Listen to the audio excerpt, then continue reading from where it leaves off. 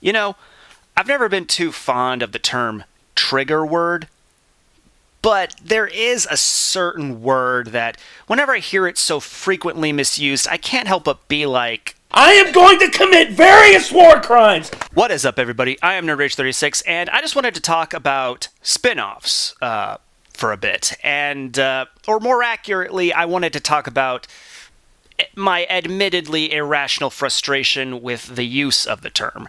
And I've actually got a lot to talk about, so I'm just going to get right into it. And it kind of jumping to the end a little bit, I guess, it really does boil down to some major franchises that I grew up with that kind of paints the picture of why I don't particularly like how often the term spin-off is used. You probably already know one of them, but another one would be the Timverse. What exactly would you consider a spin-off within this to be? Like, is Superman the Animated Series a spin-off of Batman the Animated Series? Or is it just the next show in this universe? What about Batman Beyond? I've seen plenty of people call that a spin-off, but it's the exact same characters just 40 years later. And Batman Beyond also crosses over with Justice League. Heck, he was used in I think it was the very last episode. Like, it's straight up called Epilogue.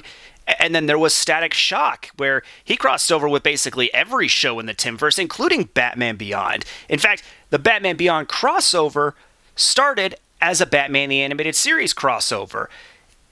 It's all one connected universe. You don't exactly say, like, one doesn't count or it's an offshoot. They're all connected. So honestly, if you really want to boil it down, like, that's kind of why the term always confuses me, but we're getting ahead of ourselves. But yeah, like, would you consider anything in the Timverse to be a spin-off? Because, yeah, I really don't think so.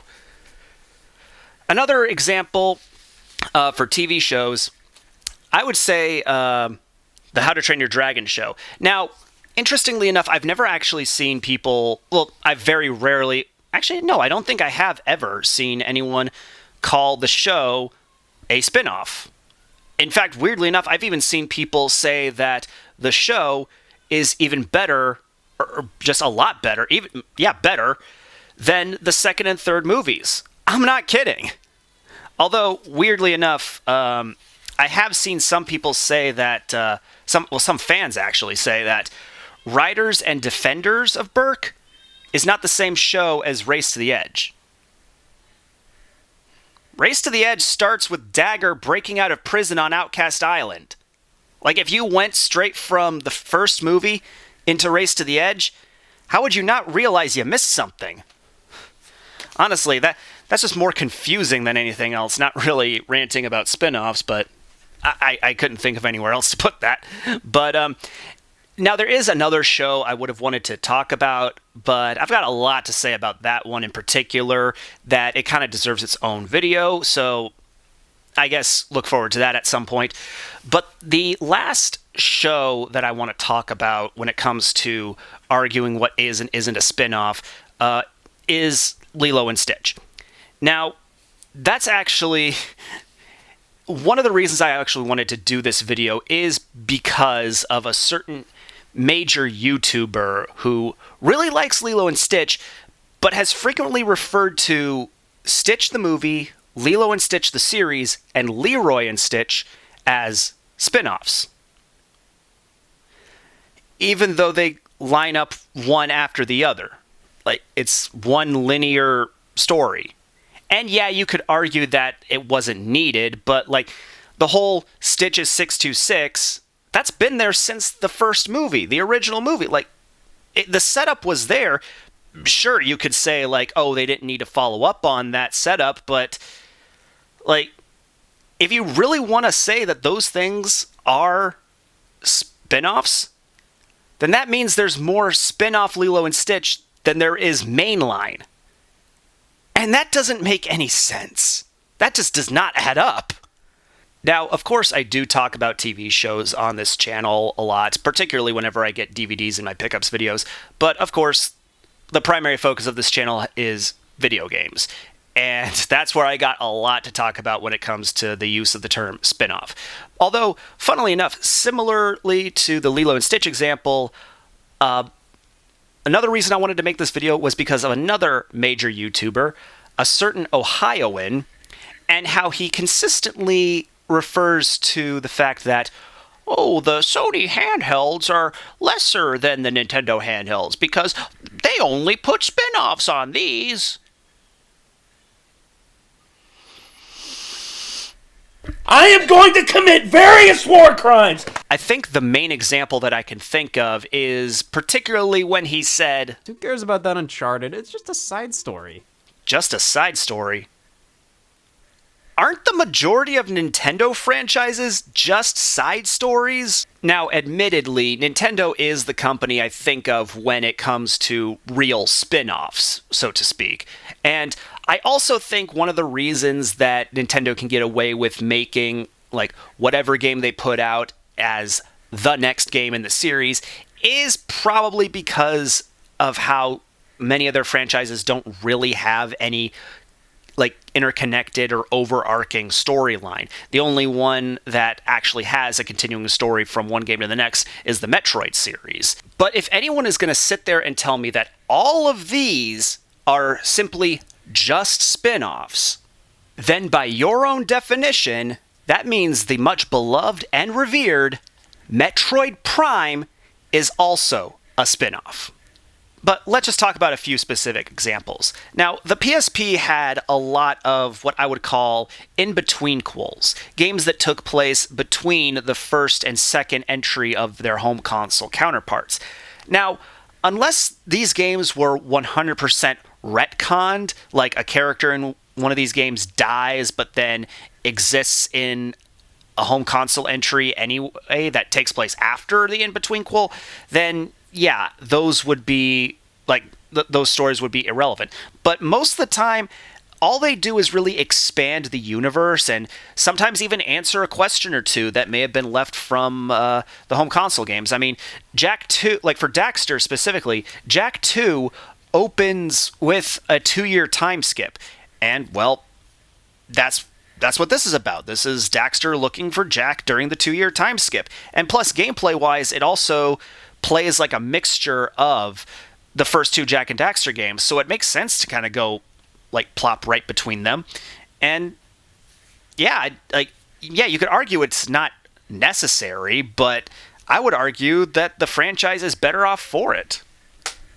And heck, another in-between-quel, and I'm going to talk more about this in a bit, but God of War, holy shit, dude, like, if you know, you know. So next I want to talk a little bit about Ratchet & Clank. Now, Ratchet & Clank, I believe, is the closest that Sony has had to a Nintendo-structured series, where the games very rarely have any, like, truly connected or overarching elements. Like, for like, the first 3 games, like, the only continuing story elements are the stuff with Captain Quark. And obviously you got to start with the first one because this is how Ratchet and Clank first meet, but otherwise these are relatively like standalone adventures. Then on the PS3, they actually did do one ongoing story with Tools of Destruction, Quest for Booty, and A Crack in Time. These actually tell one coherent story, but then, like, they just had a completely separate adventure after that. Like I said, it's a very Nintendo-esque structured franchise with standalone adventures with some overlapping elements. So, honestly, that just begs the question of, why wouldn't something like Size Matters, well, matter?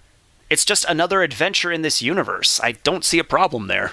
Now, like I mentioned earlier, I'm going to be talking about God of War for a bit, and these games are important. No questions asked. Like, there's no debating. So, I've seen plenty of people say that, like, oh, Kratos was only sympathetic in the Nordic games, and Greek Kratos was killing just to kill. I'm like, yeah, those are the kind of people I'm willing to bet only ever played God of War 2 and 3. Because if they played the first game and these two in conjunction with the first game, like these provide so much extra context for Kratos' motivation. Like it really goes to show what he was willing to go through, what he's been put through, and more about why he's doing what he's doing. That like if you played these games, and especially in conjunction with the first game, when Mimir says The Pantheon had it coming. you know he's telling the truth. Now, before I move on to the franchise you were probably all expecting me to talk about, I want to talk about Okami for a sec. This is a sequel. I just can't see it as anything but. Like, you play as Amaterasu's son. A lot of characters from the first game are continuing from where they left off, and like there's even some time travel elements in both games, so they kind of affect each other and vice versa. They're connected. There's no debating that they're connected. Like, I know they announced like an Okami sequel, but please, Capcom, don't forget that this exists. I know it would be hard to remake it for modern platforms because of the touchscreen stuff, but just, I don't know, like have the new game where you play as adult Chibitarasu and, I don't know, have a recap of the events of this game, or have it take place between one and like these two games. Like at the end of the first game, Ami and Waka go off on another adventure, and like have that be the plot of the new game, and I don't know, have the post-ending scene be Chibi being born. Just please don't forget this exists. It's such a good game. But of course, if you know me, I gotta talk about Kingdom Hearts. And on top of the Lilo and Stitch example, the PSP, PS Vita example, this is probably the biggest and most long-running example of why I am so frustrated with the rampant use of the term spin-off. Now, the closest I would be willing to give the Kingdom Hearts franchise to what is really a spin-off, I would say, are games like Recoded and Melody of Memory. Mainly because these mostly just recap the events of previous games, but they do also provide some setup for later games in the series. And Melody of Memory even expands upon Kairi's character and even shows how Xehanort took over Radiant Garden and turned it into Hollow Bastion. So there is still relevancy in these, although the connection is somewhat weaker than the rest of the franchise, but they still have a reason to be there.